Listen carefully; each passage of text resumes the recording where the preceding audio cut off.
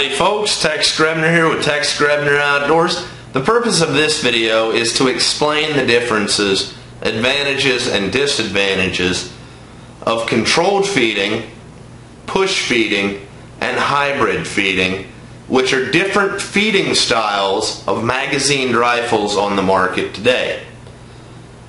Each of these styles have an advantage and a disadvantage. With that being said though, I own all these rifles that I'm about to show you, and so certain rifles have different uses than others, as you will see. This of course is a Savage Model 99 in 308. It's appeared in quite a few of my videos lately, but it is a perfect example of controlled feeding.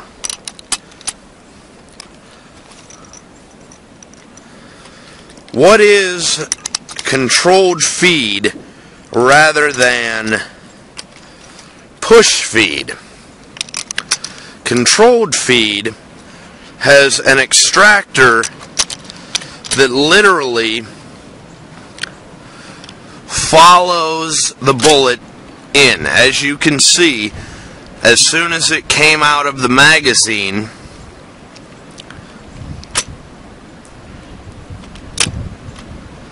the bullet was picked up by the extractor. Again, as soon as it comes out of the magazine, it is picked up by the extractor.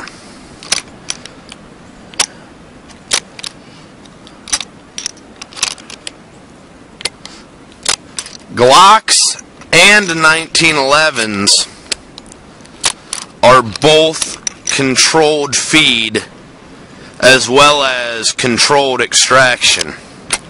It's a very old design that in fact lends itself to incredible reliability in both handguns and in centerfire rifles. However, in the case of the 1911, because it has such a steep feed ramp, controlled feed in a semi-auto such as the 1911 does require a polished bolt face.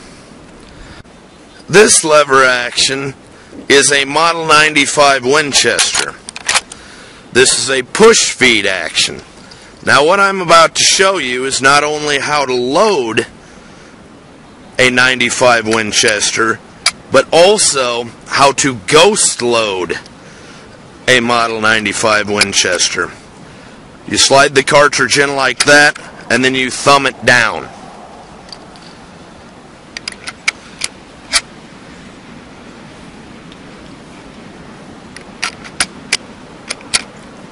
Just like that. And now the magazine is full, and so because this is a push feed, it can be ghost loaded. As you see, I have a cartridge in the chamber, and I'm thumbing down the round in the magazine to allow me to ghost load to get a completely topped off rifle.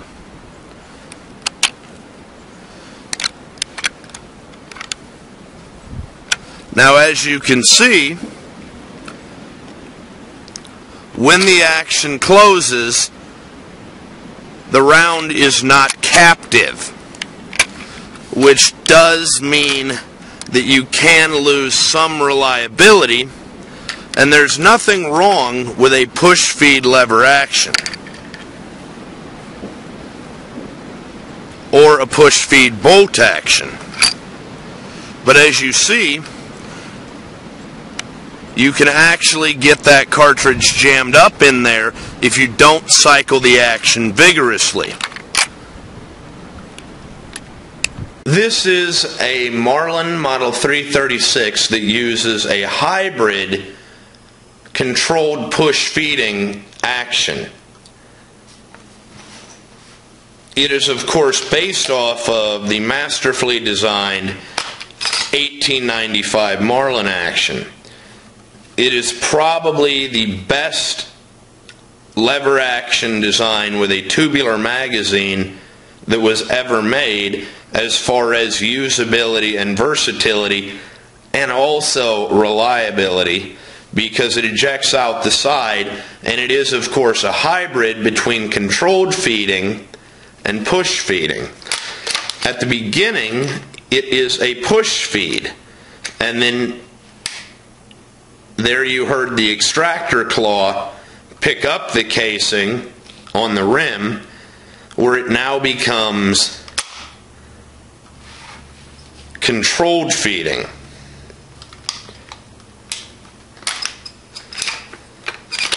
Again, when the action is cycled, it is a push feed, and then midway into the action it is pushed up under the extractor claw, and you hear the extractor claw engage. This is why the Marlin 95 type action is chosen by many Alaskan guides to be their bear defense weapon. This is a 1917 Enfield. This is not a Lee Enfield.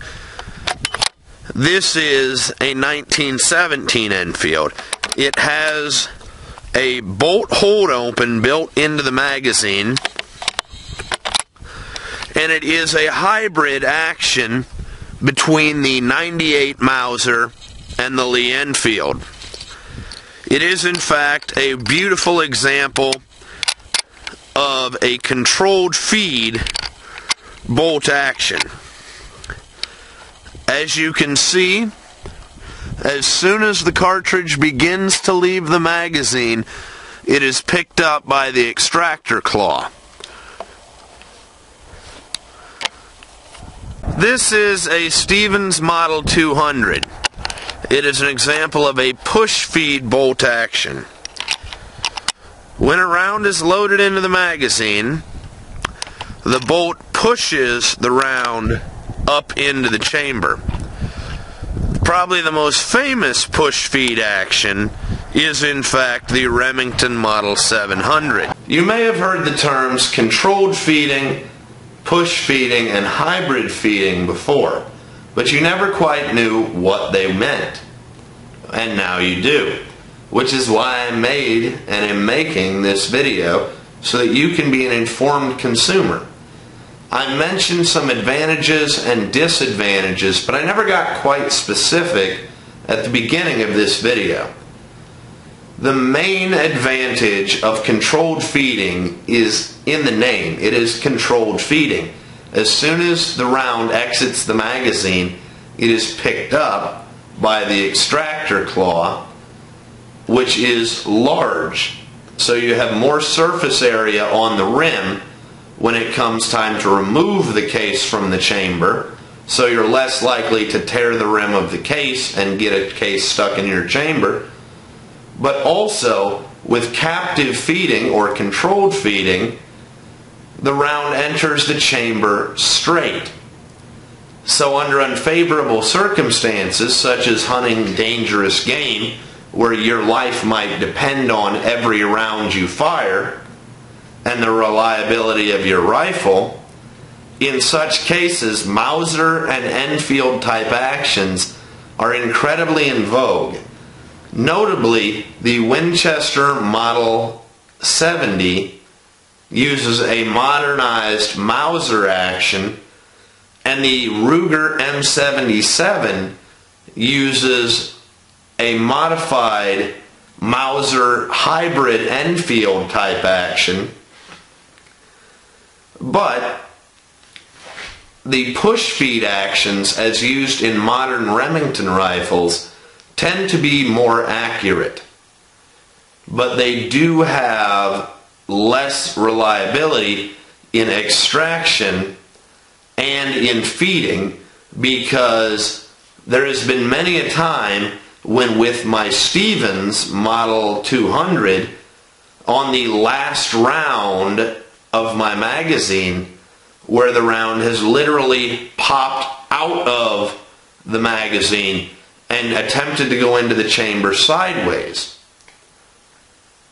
So when it comes down to it, given the choice between accuracy in a varmint rifle and reliability in a dangerous game type bolt action rifle, the choice is really up to you. It all depends on what you're using the gun for. To my knowledge, all Winchester repeating lever actions have always been push feed type actions. Now the Savage Model 99 is in fact a controlled feed lever action, but it does have a relatively small extractor claw, which means if you get a case stuck in the chamber, it's entirely possible to tear the rim of the case. The Model 95 Winchester uses pointed bullets because it has a stacked magazine rather than a tubular magazine. One main disadvantage of a Model 95 Winchester is that because it ejects straight out the top, you would have a difficulty in mounting a scope. With that being said, the Model 95 Marlin, until the advent of polymer tipped ammunition, you could not use pointed type projectiles because pulsation in the magazine with a pointed bullet tip against the primer of another round would cause a chain fire in the magazine. Now that we have the lever evolution, a 30-30 can be taken out as far as 300 yards with some element of accuracy. But you're also limited in the stroke length of the lever. The most powerful cartridge in a lever action today is the 475 Turnbull, which is a custom cartridge because the 1886 type Winchester action was originally designed to fire a cartridge as long as the 4590. The 475 Turnbull is a bona fide elephant gun cartridge in a lever action. Oh, I want one of those. With that being said though, I do prefer the hybrid feeding type of the Marlin action from the 95 on up to the Model 336. So I hope that this video has been helpful to you, because if you know what to look for, you can be a much more informed consumer. The simple fact is, if you're looking for a dangerous game bolt action, you would want controlled feeding. Or you could use a Savage Model 99 in 375 Winchester, while the 375 Winchester is somewhat of an underpowered round because it is a conversion from the old black powder round of 3855. But it is still an excellent brush gun in that caliber that should have no problem with good shot placement on large North American game. If you're looking for an incredibly accurate varmint rifle in a bolt action, well then of course push feed is the way to go. But I can't in good conscience tell you that you should take a push feed action after game capable of killing you. And also, the Model 95 Marlin in 4570, especially if it is chambered up to the 457 Wild West Magnum by Wild West Guns for a custom conversion, which is basically a 458 Winchester cartridge that has been trimmed down to fit into the Model 95's action. That would be an excellent brush gun for dangerous game in North America. So the choice is yours. It all depends on what you're looking for and what you can actually afford.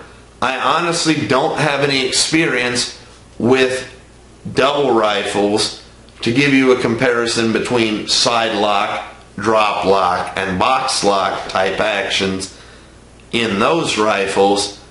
But what I can say is As always, God bless all my sportsmen of America. Join the NRA to protect our rights. Please check out my friends over at legallyconcealed.org. Thank you very much to those of you involved in law enforcement and those of you serving in the military. And thanks for watching Tex Grebner Outdoors.